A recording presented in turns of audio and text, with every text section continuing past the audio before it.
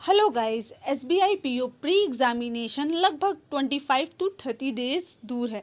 और ऐसे में आपको कौन सी स्ट्रेटजी फॉलो करनी चाहिए, कैसे अपना स्टडी प्लान मेंटेन करना चाहिए ताकि आपका जो एग्ज़ाम है वो क्वालिफाई हो जाए। क्योंकि एसबीआई पीओ प्री एग्ज़ामिनेशन ख़त्म होने के बाद आपको मेंस एग्ज़ामिनेशन के लिए समय नहीं मिलेगा, तो आपको वो भी कैसे मेंटेन करना है सब कुछ डिटेल में डिस्कस करेंगे। पूरा स्टडी प्लान, कैसे आपको पढ़ाई करनी है और किन चीज़ों को पढ़ना है। सबसे इम्पॉर्टेंट बात ये है कि किन चीज़ों को पढ़ना है ताकि आप स्मार्ट तरीके से अपनी स्टडी करके अपना एग्ज़ाम क्वालिफाई कर जाओ।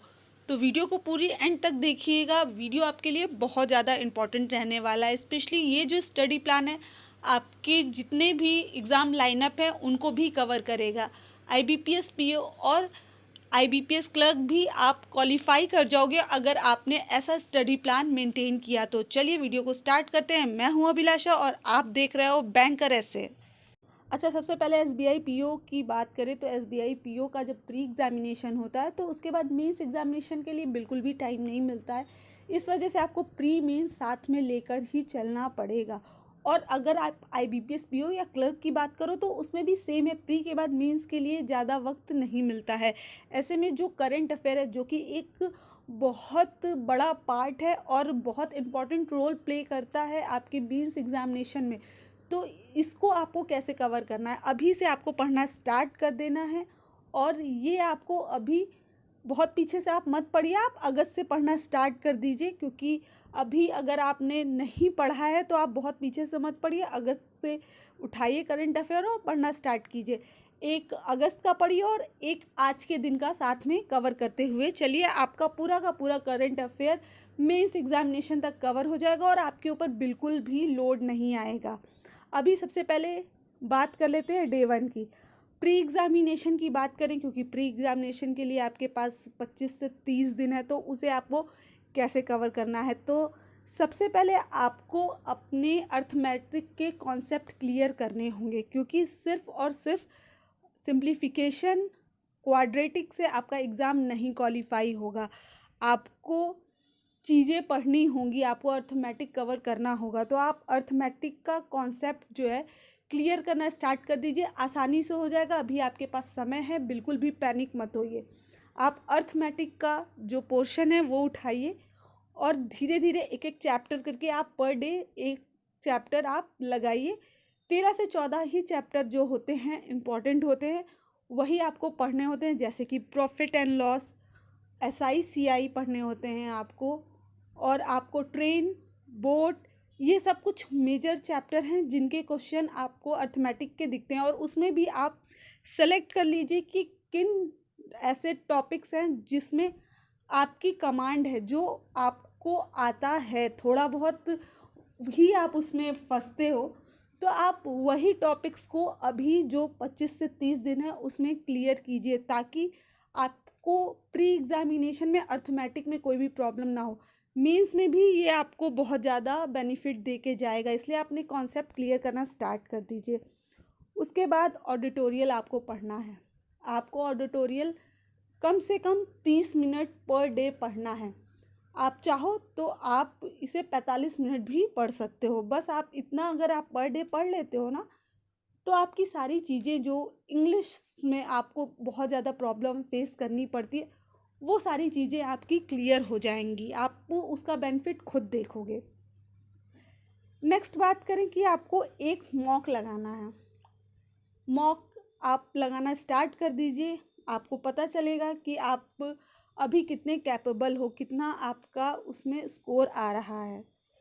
अभी जब आप मॉक लगा लोगे तो उसके बाद 2 से 3 सेक्शनल क्विज़ दीजिए, जो आपको लगता है कि आपका वीक एरिया है। अगर आपको लगता है इंग्लिश में कोई टॉपिक है जो आप नहीं लगा पाते हो तो आप उसके सेक्शनल क्विज़ दो, मैथ्स के दो, रीजनिंग लगता है तो रीजनिंग दो, है ना। और करंट अफेयर पढ़ना बिल्कुल नहीं भूलना है, इसलिए ये मैंने यहाँ पर मेंशन किया है कि आपको करंट अफेयर भी पढ़ना है। तो इतनी चीज़ आपको डे 1 में करनी है। और प्लीज़ बहुत ज़्यादा आप मॉक देने के बाद एनालाइज करने मत बैठ जाना, क्योंकि इतना टाइम नहीं है आप कि आप पूरा पढ़ोगे उसके बाद से एनालाइज करोगे। एनालाइज करने के लिए भी मैं बताऊंगी कि आपको कब करना है। अभी आपने सिर्फ मॉक दिया, आप मॉक देने के बाद से सिंपली आप जाओ, थोड़ी देर बाद 5-10 मिनट बाद अपना खोलो और देखो आपके कौन कौन से जो टॉपिक हैं जिसके क्वेश्चन आप बना ले रहे हो। तो उससे आपको ये तो एटलीस्ट पता चल जाएगा कि आपके स्ट्रॉन्ग पॉइंट कौन से हैं। मैथ में आपको किन टॉपिक्स के क्वेश्चन को अभी कवर करना है, कौन सा आपको चैप्टर कवर करना है। रीजनिंग में आपका जो है वो पूरा का पूरा आप मॉक लगाओगे तो वो कवर हो जाएगा। नेक्स्ट डे 2 की बात करें, डे 2 में भी आपको मैथ की प्रैक्टिस करनी है। इंग्लिश ग्रामर पढ़ना आपको डे 2 में स्टार्ट कर देना। वैसे आप थोड़ा थोड़ा रूल निकालिए हर एक चैप्टर से जो कि इम्पॉर्टेंट है, कॉमन है। वो आपको कई सारे पीडीएफ भी मिल जाएंगे, आपको ऑनलाइन काफ़ी पीडीएफ मिल जाएंगे जिसमें आपको लिमिटेड ही रूल्स पढ़ने हैं चैप्टर वाइज, तो आप वहाँ जाकर कवर कर सकते हो। अगर आप कहोगे तो मैं अपने चैनल पे डाल दूँगी, वहाँ से जाके आप कवर कर लेना। नेक्स्ट आप ऑडिटोरियल पढ़ना है। मैंने टाइम बता दिया आपको कितना टाइम कवर करना है ऑडिटोरियल के लिए। मॉक देना है, क्विज देना है और करेंट अफेयर पढ़ना है। ये तो हो गया डे 2। डे 3 में आपको क्या करना है, डे 3 से आपको 2 सेट डीआई लगाना स्टार्ट कर देना है। क्योंकि अगर आप लास्ट ईयर से देखो तो जो भी डीआई आ रही है ना वो काफ़ी कैलकुलेटिव आ रही है, तो उसको आपको अच्छे से प्रैक्टिस करनी होगी। अब इजी डीआई इतनी नहीं आती है कि आपने देखा अच्छा डीआई के तो 6 क्वेश्चन है तो 6 के 6 आसानी से बन गए। वो 6 क्वेश्चन बनाने में कम से कम 12 मिनट 10 मिनट लग जाते हैं। कैलकुलेशन अगर टफ दे दिया और कैलकुलेशन ज़्यादा दे दिया है तो अब डीआई 5 मिनट के अंदर 3 मिनट के अंदर नहीं बन पाती अगर कैलकुलेटिव है तो इसलिए डीआई पर फोकस कीजिए, प्रैक्टिस कीजिए और उस पर अच्छी पकड़ बनाइए ताकि आप जो 10 मिनट समय ले रहे हैं वो समय घट के 7 मिनट हो जाए। ये सारी चीज़ें आपको ध्यान में रखनी है। और अगर अभी आपको किसी मॉक में किसी क्वेश्चन में टाइम लग रहा है तो अभी आप उसकी चिंता मत कीजिए, वो अभी आप धीरे धीरे जैसे जैसे आगे बढ़ोगे वो अपने आप आपका जो है बढ़ता चला जाएगा स्पीड। तो अभी सिर्फ और सिर्फ आप अपने कॉन्सेप्ट क्लियर करने में अपना समय दीजिए और मॉक लगाइए, पर डे एक लगाइए, आपकी स्पीड जो है वो अच्छी होने लगेगी। नेक्स्ट डे 4 की बात करें तो डे 4 में भी आपको अर्थमेटिक पढ़ना है। अगर आप मैथ्स में चाहो तो सिंप्लीफिकेशन के कुछ क्विज़ वगैरह लगा सकते हो अगर आप लगाना चाहते हो तो, क्योंकि मुझे अब नहीं लगता है कि सिर्फ सिंप्लीफिकेशन और नंबर सीरीज क्वाड्रेटिक पढ़ के आप एग्ज़ाम क्लियर कर सकते हो। स्पेशली क्वांट का सेक्शन इस समय काफ़ी लेंदी आ रहा है, तो इसलिए आपको सब कुछ कवर करना पड़ेगा। डीआई लगाइए, ग्रामर के रूल पढ़िए, ऑडिटोरियल पढ़िए, मॉक लगाइए आप डे 4 में। और अब डे 4 में आपको अलग क्या करना है, डे 4 में आपको अपनी मिस्टेक जो आप ये 3 दिन मॉक दिए हो ना, उन 3 दिनों में उस मॉक में आप देखिए कि आपने गलती कहाँ की है, क्यों गलती हो रही है और किस टॉपिक में हो रही है। वो गलतियाँ आप ढूंढिए और उस गलतियों को निकालिए। और पूरा आपको जो 1 घंटे का मॉक आप दिए हो ना पर डे, तो यानी 3 दिन में 3 घंटे का, तो वो 3 घंटे का आपको 6 घंटा नहीं लेना एनालाइज करने में। आप उठाइए पर डे का मॉक 3 दिन का उठाइए और 3 दिन में आप सिंपली देखिए कि कौन से टॉपिक में आप अच्छे हो और कौन से टॉपिक में आप बुरे हो। तो जो आप अच्छे हो वो तो बहुत बेहतरीन है और जिसमें आप बुरे हो उसकी प्रैक्टिस करना स्टार्ट करो, जो कि आप डे 5 में करोगे, डे 6 में करोगे। अब आ जाता है डे 7। अब डे 7 में जितना आपने पूरे वीक में आपने पढ़ा है, जितना प्रैक्टिस की है, आप उसको जो है रिवाइज़ कीजिए। जितने इंग्लिश ग्रामर के रूल पढ़े हैं वो रिवाइज़ कीजिए।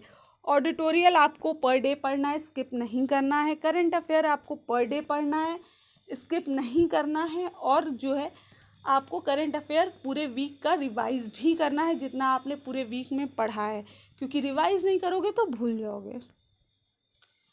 नेक्स्ट आते हैं डे 8 पर।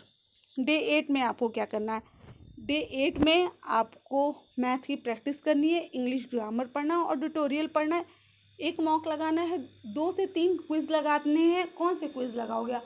जो आपके वीक एरिया है, जहाँ से आपको लग रहा है कि ये इस टाइप के क्वेश्चन मुझसे नहीं बन रहे हैं, वो आप लगाने की कोशिश करोगे और देखोगे आखिर वो क्यों नहीं लग रहा है। डीआई लगानी है आपको और करंट अफेयर पढ़ना। डे 9 में मैथ की प्रैक्टिस कीजिए। उसके बाद आप अपना एक टेस्ट ले लीजिए। आपने जो भी टॉपिक पढ़े हैं ना मैथ्स में, आपने सारे चैप्टर तो पढ़ने नहीं हैं, तो जो जो चैप्टर आप पढ़े हो, क्योंकि टाइम कम है, सारे चैप्टर प्रॉपरली कवर नहीं हो पाएंगे, लेकिन तो जो इम्पोर्टेंट चैप्टर आपने सेलेक्ट किया है, आप पढ़ रहे हो, तो आप उस टॉपिक के क्वेश्चन लगा लीजिए। काफ़ी आपको पता चलेगा कि कहाँ आपसे चूक हो रही है और आप कितने बेहतर हो रहे हो। ये सारी चीज़ें आपको वहाँ से क्लियर होना स्टार्ट हो जाएंगी। ऑडिटोरियल आपको पढ़ना ही है, एक मौका आपको लगाना ही है। इंग्लिश के क्विज़ लगाना स्टार्ट कर दीजिए। खाली बैठते हो, मोबाइल खोला, बहुत सारी ऐप है, अड्डा हो गया, और आप कोई भी ऐप उठा लो, उसमें तो अब क्विज़ आपको मिल ही जाता है। इंग्लिश के क्विज़ निकालिए और अपना एक आप क्विज़ दे दीजिए, और दूसरा आपको आरसी देना है। आरसी की प्रैक्टिस करना बहुत ज़्यादा इम्पॉर्टेंट है। आरसी की भी आप प्रैक्टिस करके चलिए, क्योंकि आरसी जो है ये आपको प्री में तो काम देता ही देता है, मेंस में बहुत मेजर रोल प्ले करता है, तो आपको आरसी की भी प्रैक्टिस करनी है।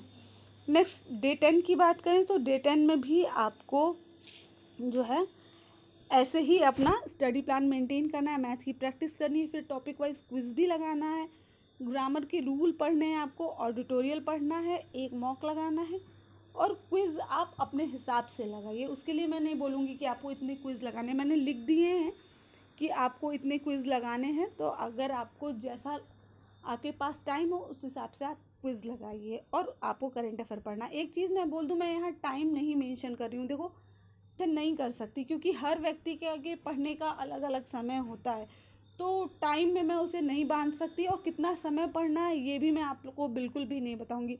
आप अपने हिसाब से अपने अकॉर्डिंग टाइम अपना मैनेज कीजिए कि आपको किस तरह से पढ़ना है। लेकिन हाँ, आप जिस समय भी पढ़ रहे हो उस समय सिर्फ पढ़ना, उस समय कोई दूसरा काम न सोचने की ज़रूरत है और ना ही करने की ज़रूरत है। तो आप अपने अकॉर्डिंग टाइम फिक्स कर लीजिए, आपको मॉर्निंग में क्या करना है, आपको इवनिंग में क्या करना है।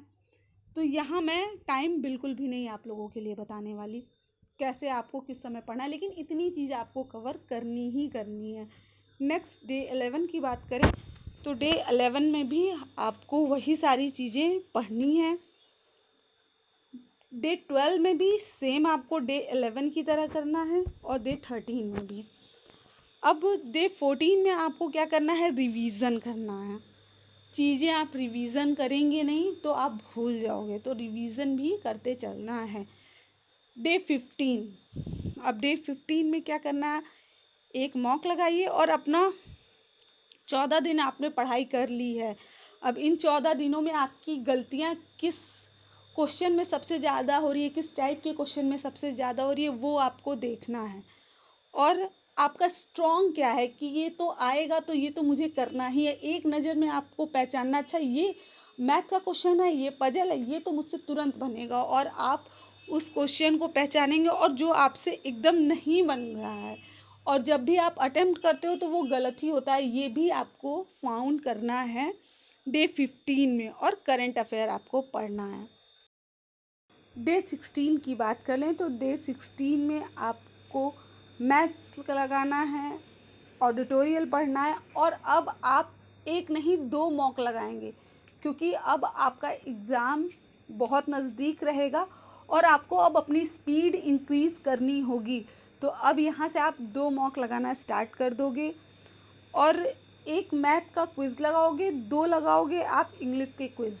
वो आपके अकॉर्डिंग है, अगर आपको लगता है कि आपको क्विज़ की ज़रूरत है तो आप लगाइए, और अगर आपको लगता है कि नहीं आपका जो प्रिपरेशन है ठीक चल रहा है तो आप क्विज़ को स्किप भी कर सकते हो। लेकिन मैं सजेस्ट करूँगी कि इंग्लिश का क्विज़ बिल्कुल भी ना स्किप करें, इंग्लिश को आप लगाते रहिए, क्योंकि वो जो है काफ़ी एक्यूरेसी की उसमें प्रॉब्लम होती है, तो वो प्रॉब्लम आपकी दूर होगी।